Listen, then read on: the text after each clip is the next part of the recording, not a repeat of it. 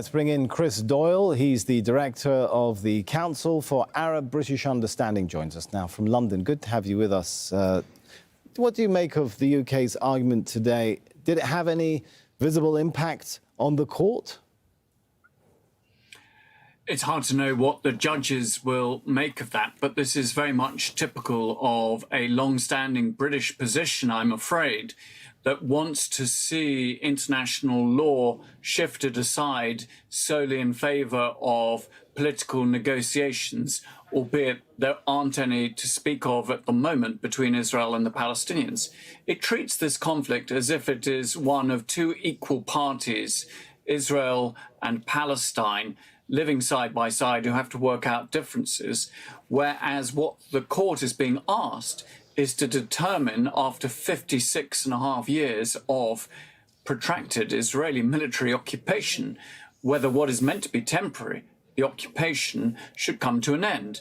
What it seems that Britain is more interested in, and the United States as well, is some sort of permanent process of negotiations, as opposed to the permanent process of occupation that is currently in play.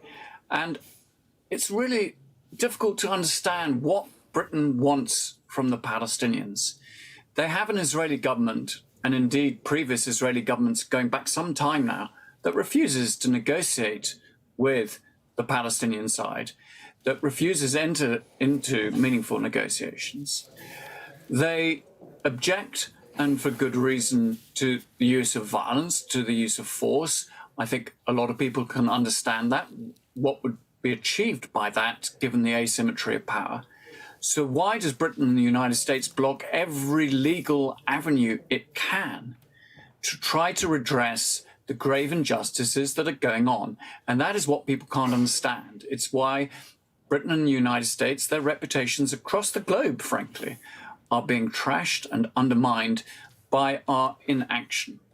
On that last point you mentioned, how much of a minority are countries like the UK and the US in right now, as we hear more and more countries state the opposite perspective? Well, when the UN General Assembly requested this opinion from the International Court of Justice, it was very clear that we're in a very small minority, and that most states believe that it's a perfectly proper thing for the court to render an opinion on whether, after 56 years, this occupation is actually illegal. And remember, it's very similar to the discussions we've had on the International Criminal Court, where at various points Britain has also objected to the court getting involved in crimes that may have been committed in Palestine.